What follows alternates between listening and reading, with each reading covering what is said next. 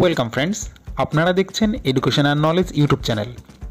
7 দফার এই ভোটে ইতিমধ্যেই 3 দফা তথা বাংলার মোট 10টি কেন্দ্রের ভোট গ্রহণ সম্পন্ন হয়েছে এবং আগামী 13ই মে অর্থাৎ সোমবার বাংলার আরও 8টি কেন্দ্রে চতুর্থ দফার ভোট গ্রহণ অনুষ্ঠিত হবে। আর এই 8টি কেন্দ্র হলো যথাক্রমে বহরমপুর, বোলপুর, বীরভূম, কৃষ্ণনগর, আসানসোল, বর্ধমান পূর্ব, বর্ধমান দুর্গাপুর ও রানাঘাট। আর এই কেন্দ্রগুলিতে কোন আসনে কোন দল এগিয়ে এবং সমীক্ষার ফল ও বর্তমান রাজনৈতিক ও সাম্প্রতিক ঘটনার মিশ্রণে বর্তমান কী অবস্থা সেই নিয়ে আজকের এই বিশ্লেষণমূলক ভিডিও। তবে ভিডিও শুরুর আগে বলে রাখা ভালো, এই সমীক্ষা ও রাজনৈতিক বিশ্লেষণ সমীক্ষা কোম্পানি এবং বর্তমান রাজনৈতিক পরিস্থিতির উপর ভিত্তি করে করা, নির্বাচনকে প্রভাবিত করা বা কোনো রাজনৈতিক দলের পক্ষ নিয়ে এই ভিডিও নয়। নির্বাচন ও গণতান্ত্রিক পদ্ধতিতে সম্মান করে নিজের পছন্দমতো যোগ্য প্রার্থীকে ভোট দেওয়ার অনুরোধ রইল এবং এই বিশ্লেষণ সময়ের সাথে পরিবর্তিত হতে পারে। এটি কেবলমাত্র আভাস মাত্র, মূল ফলাফল জনতাই ঠিক করবেন। চতুর্থ দফার প্রথম কেন্দ্রটি হলো বহরমপুর। আর বহরমপুর মানেই অধীর রঞ্জন চৌধুরীর নাম প্রথমে উঠে আসে। তবে দিন বদলের সময় অধীর গড় কি অক্ষুণ্ণ থাকবে নাকি পরিবর্তন হবে, সেটাই এখন বড় প্রশ্ন। 1999 সাল থেকে টানা 5 বার বহরমপুরের সাংসদ অধীর রঞ্জন চৌধুরী, যিনি কংগ্রেসের প্রার্থী, গতবারের লোকসভা ভোটে খুব বেশি ভোটের মার্জিনে না হলেও তিনি প্রায় 90,000 ভোটের ব্যবধানে জিতেছিলেন। বহরমপুরের এবারের প্রার্থী হয়েছেন বিজেপির থেকে ডক্টর নির্মল কুমার সাহা। তৃণমূলের থেকে গতবার অপূর্ব সরকারকে তৃণমূল প্রার্থী করা হলেও এবার তৃণমূলের তরফ থেকে প্রার্থী হয়েছেন প্রাক্তন ভারতীয় ক্রিকেটার গুজরাটের ইউসুফ পাঠান। কংগ্রেস থেকে প্রার্থী হয়েছেন অধীর রঞ্জন চৌধুরী। বহরমপুর লোকসভা কেন্দ্র এটি একটি সংখ্যালঘু অধ্যুষিত কেন্দ্র এবং এখানে তৃণমূলের প্রার্থী ইউসুফ পাঠান হয় কংগ্রেস প্রার্থী অধীর রঞ্জন চৌধুরীর সাথে হবে দ্বিমুখী হাড্ডাহাড্ডি লড়াই। সেক্ষেত্রে ভোট মার্জিনের কমলেও এগিয়ে রয়েছেন কংগ্রেস প্রার্থী অধীর রঞ্জন চৌধুরী। তবে 3% ভোটের এদিক ওদিক হলে ফলাফল পাল্টে যেতে পারে। অন্যদিকে সংখ্যালঘু ভোট কাটাকাটিতে অঘটনও ঘটে যেতে পারে। এই ব্যাপারে আপনার কি মতামত নিচে কমেন্ট করে অবশ্যই জানাবেন। পরের ভোট কেন্দ্র হলো বোলপুর। 2019 সালে তৃণমূল প্রার্থী অসিত মাল প্রায় 1,28,000-এর বেশি ভোটে জিতেছিলেন এই কেন্দ্র থেকে। আর এবার তিনি এখানে আবার প্রার্থী হয়েছেন এবং বিজেপির তরফ থেকে এখানে প্রার্থী হয়েছেন পিয়া সাহা। প্রসঙ্গত এখানে গতবার বিজেপির তরফ থেকে দাঁড়িয়েছিলেন রামপ্রসাদ দাস। এবারে সিপিআইএমের প্রার্থী হয়েছেন শ্যামলী প্রধান। বিজেপির প্রার্থী পিয়া সাহা, যিনি পরপর দুবার অর্থাৎ 2014 ও 2019-এর ভোটে তৃণমূলের কাছে পরাজিত হয়েছেন। কার্যত সেই কারণেই বঙ্গের শাসক দল এই প্রার্থীকে প্রতিযোগী বলে মনেই করছেন না। এছাড়া বোলপুরের 4টি পঞ্চায়েত বিনা প্রতিদ্বন্দ্বিতায় তৃণমূলের দখলে রয়েছে। সুতরাং এই মুহূর্তে ভোট হলে বোলপুরে এগিয়ে থাকবেন তৃণমূল প্রার্থী অসিত মাল, এমনটাই সমীক্ষায় উঠে আসছে। পরবর্তী লোকসভা কেন্দ্র হলো বীরভূম। আর বীরভূম মানে অনুব্রত ও শতাব্দী রায়। যদিও কেষ্ট চ্যাপ্টার এখন অতীত, আর কেষ্টের গড়ে তার অনুপস্থিতি থেকে এবার আবারও ঘাসফুল ফুটবে, যেখানে 39% হলো মাইনরিটি ভোট। তৃণমূলের দিক থেকে এখানে শতাব্দী রায় 3 বারের সাংসদ। তিনি 2019 সালে প্রায় 88,000 ভোটে জয়লাভ করেছিলেন আর এবার এখান থেকে তিনি আবারও প্রার্থী হয়েছেন। অন্যদিকে বিজেপির তরফ থেকে প্রার্থী হয়েছেন প্রাক্তন আইপিএস দেবাশিস ধর এবং কংগ্রেস থেকে মিল্টন রশিদ। সমীক্ষা বলছে অনুব্রত মণ্ডল না থাকলেও এই কেন্দ্রে শতাব্দী রায় তথা তৃণমূল এবার এগিয়ে থাকবে। আপনার কি মনে হয় নিচে কমেন্ট করে অবশ্যই জানাবেন। এবার আসা যাক চতুর্থ দফার ভোট কেন্দ্র কৃষ্ণনগরে।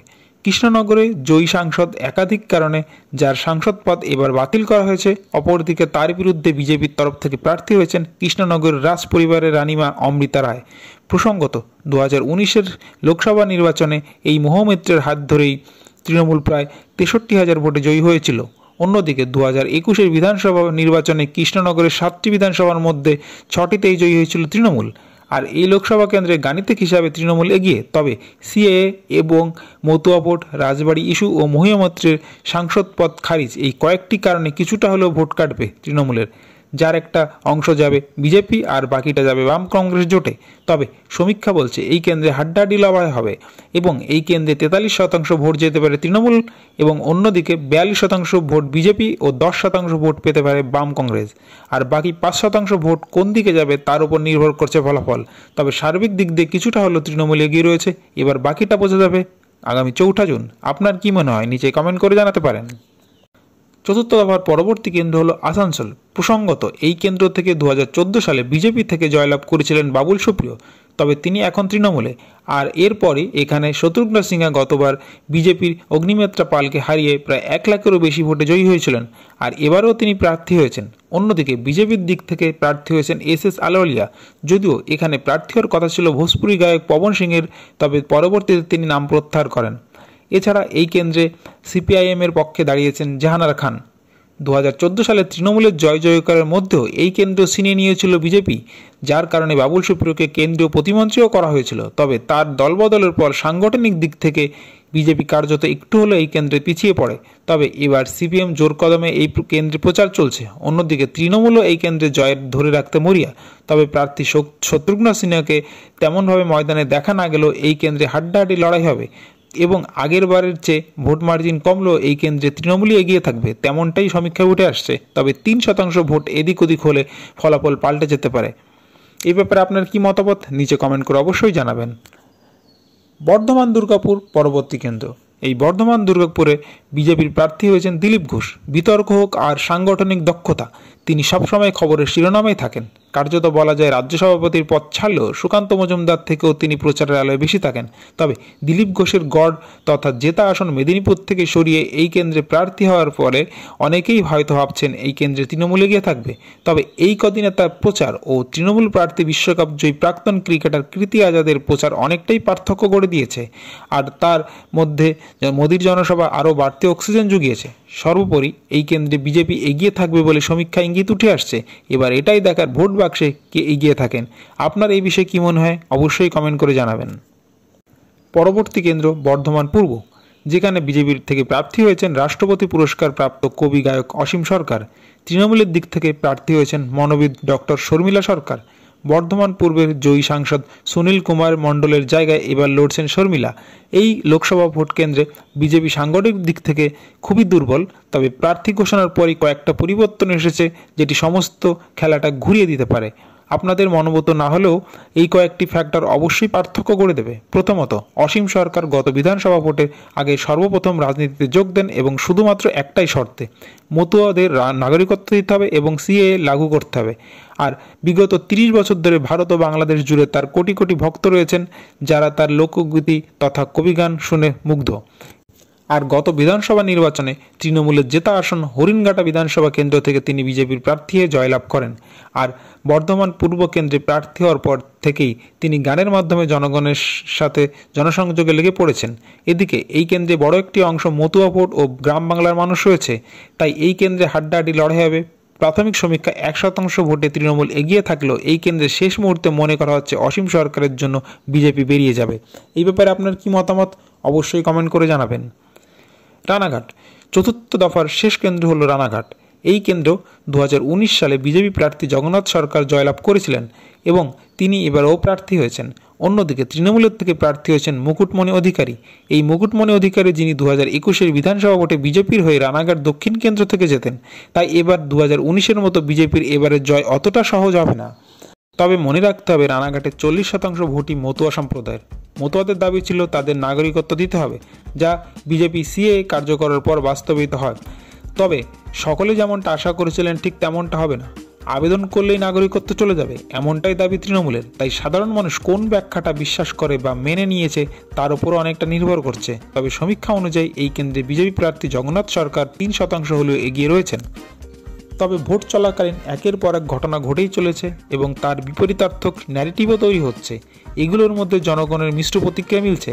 তাই কোন কথাটি সাধারণ মানুষ গ্রহণ করবে এবং সেটাও এই নির্বাচনে বড় ফ্যাক্টর তৈরি করে দেবে। এই কারণে এই নির্বাচনে কোনো সমীক্ষায় ঠিকমতো প্রেডিকশন করা যাচ্ছে না। কয়েকটি ব্যাপার আলোচনা করলেই বোঝা যাবে। প্রথমত, সন্দেশখালী ইস্যু। এই সন্দেশখালী ইস্যু বিজেপিকে কার্যত বলা যায় ভোটের সময় এক্সট্রা মাইলেজ দিয়েছিল। এমনকি বসিরহাটে বিজেপি যেখানে কোনোদিন জিততে পারেনি, সেখানেও জয়ের সম্ভাবনা তৈরি হয়েছে। শুধু বসিরহাটই নয়, সারা বাংলায় এই সন্দেশখালীর প্রভাব পড়েছে। এরপর সন্দেশখালীতে বোমা উদ্ধার ঘটনাটি অনেকের মনে নাড়া দিয়েছে। তবে এটা প্রচারের সাথে সাথে তৃণমূলও পাল্টা দিয়ে ড্যামেজ কন্ট্রোল করেছে। যেমন গত সপ্তাহে সন্দেশখালীর স্টিং ভিডিও ফাঁস হওয়া অনেকটাই ধাক্কা খেয়েছেন। এবার এই ভিডিও সত্যি কিনা কিংবা মানুষ কি ভাবছে, কোন কেন্দ্রে কোন দল এটা নিয়ে কি বিশ্লেষণ করছে, এগুলো অবশ্যই ভোটকে প্রভাবিত করবে। অপরদিকে এসএসসি মামলায় বিজেপি ও বাম জোট দাবি করছে তৃণমূল চাকরি চুরি করেছে।